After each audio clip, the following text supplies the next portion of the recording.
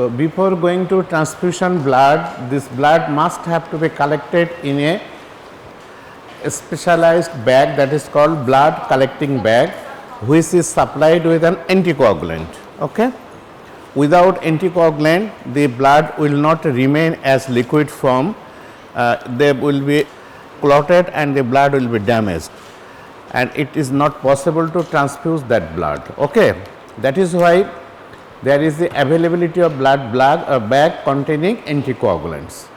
Now, when you have collected the blood from the donor and it is waiting for transfusion to the recipients, there may be some delay in time. It is not that the blood is collected and instantly it is transfused. There may be some delay in time, and in case of this delay, blood have to preserve, and obviously it should be preserved in a refrigerator, that is fridge, but not in the ice chamber. Okay? It should be preserved in stored between 2 and 6 degrees centigrade in a blood bank refrigerator. তাহলে blood ব্যাগটা আমরা preserve করি 2 to 6 degree centigrade যে refrigerator maintain করা হয় in that refrigerator. ওকে? এর থেকে over temperature হলে ব্লাড মানে নষ্ট হয়ে যাওয়ার চান্স থাকবে, আবার যদি বিলো 2 থাকে তাহলেও ব্লাডটাকে তোমার নষ্ট হয়ে যাওয়ার চান্স থাকে। Ideal temperature for preserving blood is 2 to 6 degrees centigrade. Transfusion should be started within 30 minutes of removal from the refrigerator and completed within the 4 hours of commencement, because changes in the composition may occur due to red cell metabolism. তাহলে এখানে ধরো ব্লাডটা আমরা রেফ্রিজারেটরে preserve করেছি, ওখান থেকেও বের করার পরে প্রথমে তো একটু ঠান্ডা থাকবে, তো সেই জন্য কিছু time you have to wait in normal environment so that the cool temperature become normal. আর যখন তুমি স্টার্ট করবা, blood transfusion should be completed in 4 hours. ঠিক আছে? তুমি আইভিতে কানেকশান দিয়ে তুমি হোল ডে ধরে ব্লাড ট্রান্সফিউশন দিতে পারো না। আমরা in case of transfusion IV fluids we can maintain the fluids for long times, but in case of blood transfusion we have to complete the transfusion within the 4 hours. Okay? Now, indications: red cell replacement in acute blood loss with hypovolemia. আমরা কোথায় blood ট্রান্সফিউশনটা করি, এটা common question, the indication of blood transfusion. Okay?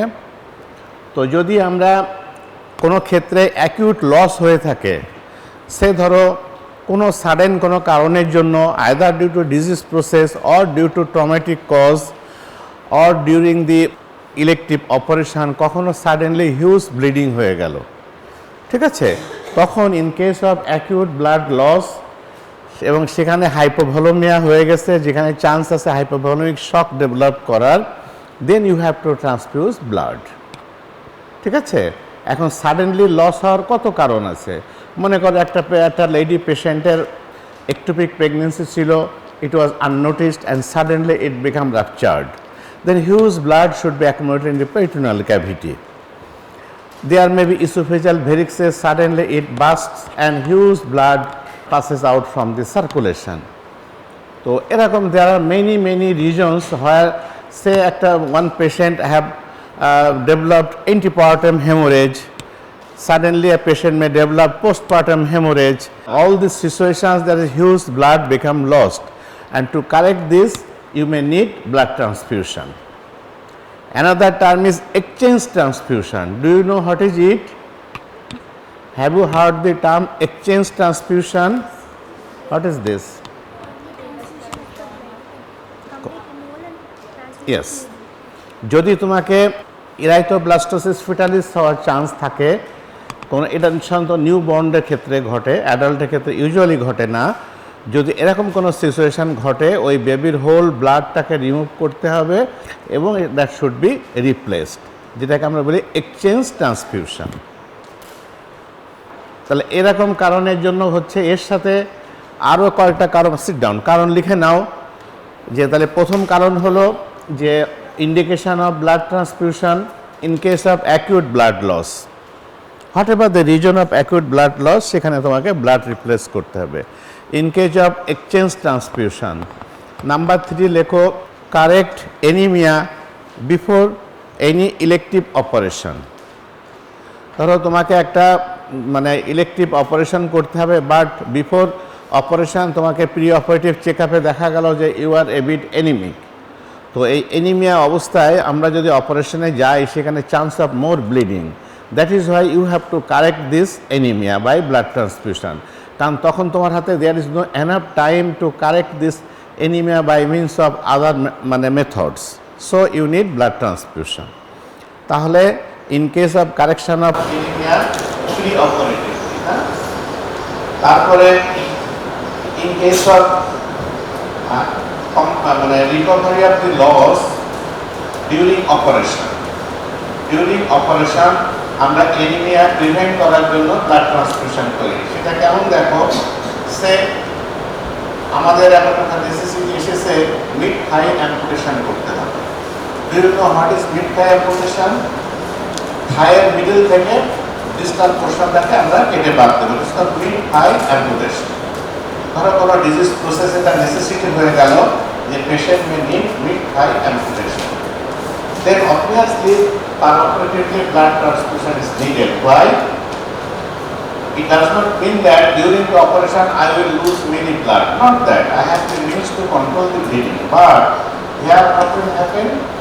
The resected portion of the limb itself contains large amount of blood which should be thrown out.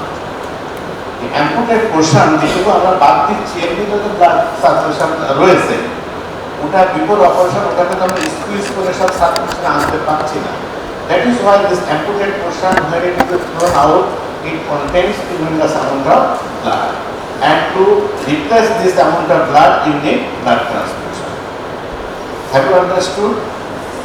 Okay. তারপরে say, I am going to perform a total mastectomy.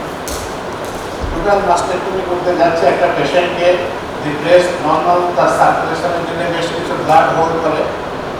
এখন during the operation it is not possible to make the breast blood free, and when I complete the operation it will be thrown out, obviously it will carry some portion of blood from the circulation, and to replace the circulation we may need blood transfusion. Clear? তো তাহলে পারঅপারেটিভ anaemia কারেকশনের জন্য আমাদের operation blood transfusion দরকার, situation সেটা আমরা তোমাদেরকে জানালাম।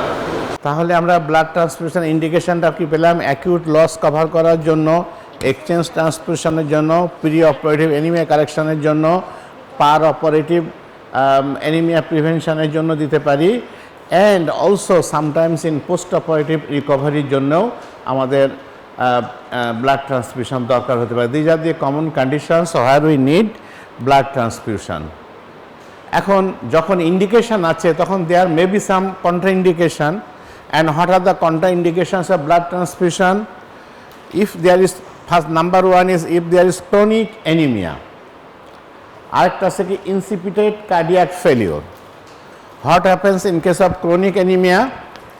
Say you are suffering from chronic anemia, but your blood volume is remains same by means of body fluids. That is your blood volume is the same and it is covered by body fluid, that is the hemodilution থাকছে সেখানে। In case of chronic anemia, patient have got hemodilution.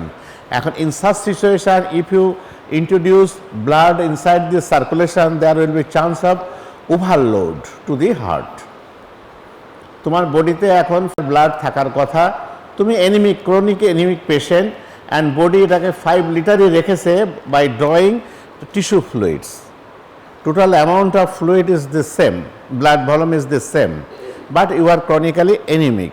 In such situation, if you transfuse blood, what will happen? There will be circulatory overload. ঠিক আছে?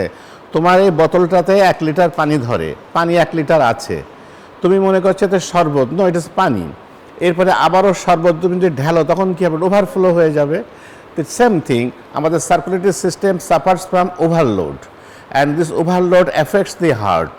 Okay, so it is a contraindicated in such situation to transfuse blood and incipitated cardiac failure.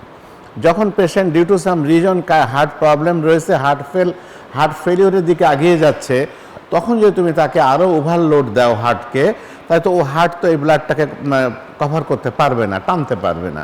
তাহলে এই দুটো সিচুয়েশনকে আমরা বলি contraindication of transfusion of blood. দেখো, here is the 4 bags of blood collected, one ORS negative, সবগুলো RS negative blood একটা sample দেখানো হয়েছে, ব্যাগগুলো কেমন থাকে, হ্যাঁ, to have a look. Now আমরা এবার আসছি কি ব্লাড, হোল ব্লাড গেল। নাও ব্লাড প্রোডাক্টস, আমরা বলেছি যে ব্লাডের ভিতরে কি কি জিনিস আমরা ট্রান্সফিউজ করি। ক্যান ইউ টেল মি, বলো তো, what are the items we transfused? Okay জিজ্ঞাসা করেছে।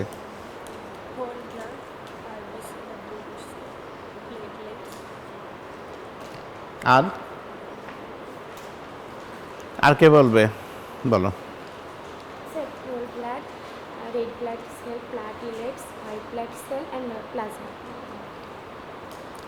ওকে, দেখো এখানে হেডলাইন দিয়েছি আমরা sit down, packed cell, packed red sell.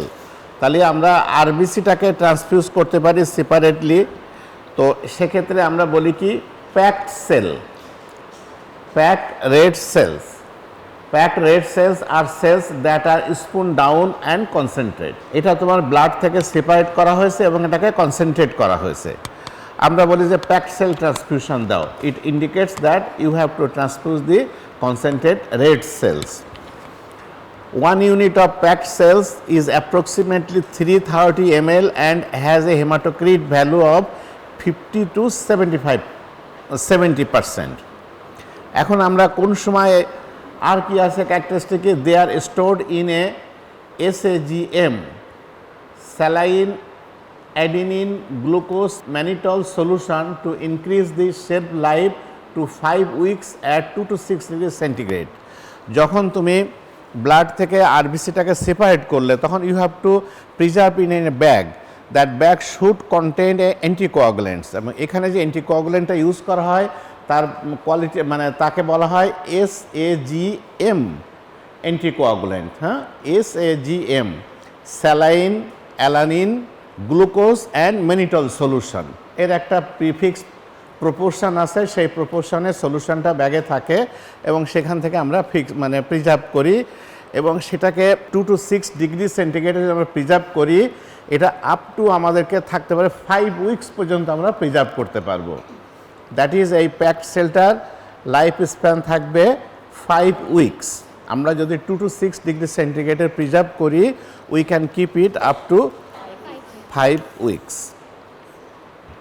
কিন্তু 5 উইকস দ্য হোল ব্লাড কিন্তু এতদিন প্রিজার্ভ করা যায় না, ঠিক আছে। আচ্ছা, এরপরে আসছে কি যে it carries the same infection risk in the whole blood. আমরা হোল ব্লাডে যে সমস্ত ট্রান্সফিউশন রিয়াকশানের বা ইনফেকশানের ভয় পাই, দিয়ে it is also same for this here, indicated in replacement of red cells in anaemic patients and also used with crystalloid and colloid solutions in acute blood loss condition. তাহলে আমরা প্যাকড সেল ট্রান্সফিউশনের ইন্ডিকেশনটা কি হবে যদি জিজ্ঞাসা করি, বলতে পারবে? আমাদের এখানে দেখো আগে যেটা বলেছি যে অ্যানিমিয়া হলে blood transfusion is contraindicated, but তাই বলে কি অ্যানিমিক পেশেন্ট কি উইদাউট ব্লাড মারা যাবে? It's not that. সেক্ষেত্রে আমাদেরকে কি করতে হবে, আমরা যদি কনসেন্ট্রেট ফর্মে যদি রেড ব্লাড সেল দিতে পারি, রেড ব্লাড সেলের ভিতরে যে হেমোগ্লোবিন থাকছে যেটা অক্সিজেন ক্যারিং ক্যাপাসিটিটা বাড়াচ্ছে, তাহলে তখন পেশেন্ট ইমপ্রুভমেন্ট হবে। তাহলে সেই জন্য প্যাকড সেলের ইন্ডিকেশনটা হচ্ছে যেখানে তোমার ব্লাড ট্রান্সফিউশন ইন্ডিকেশন আছে বাট লার্জ ভলিউমটা কন্ট্রাইন্ডিকেটেড। কমন সেন্সে যে blood transfusion is indicated but large volume is not indicated, in such situation you have to transfuse packed cell, ঠিক আছে। তোমাকে টাকা ক্যারি করতে হবে, তা তুমি ধরো লার্জ অ্যামাউন্টের মানি তুমি ক্যারি করবা, but if the money become in numbered note, অর্থাৎ 1000 টাকার যদি তুমি নোট থাকে তাহলে তুমি 1 লাখ টাকা ক্যারি করতে হলে অল্প কয়েকটা নোট ক্যারি করলে হবে। আবার সেম এই 1 লাখ টাকা যদি তুমি 10 টাকার নোট হিসাবে ক্যারি করতে চাও, হিউজ অ্যামাউন্ট হবে, লাইক দিস। হ্যাঁ, তো যে সমস্ত জায়গাতে আমাদের blood transfusion conducted indicated due to volume, that is why সেখানে আমরা আরবিসি ট্রান্সফিউজ করি। এছাড়াও আমরা অনেক সময় যে ক্রিস্টালয়েড ফ্লুইড, কলয়েড ফ্লুইড হিসাবে আমরা ইউজ করি, সেই সমস্ত জায়গাগুলোতেও আমরা প্যাকড সেল ইউজ করতে পারি।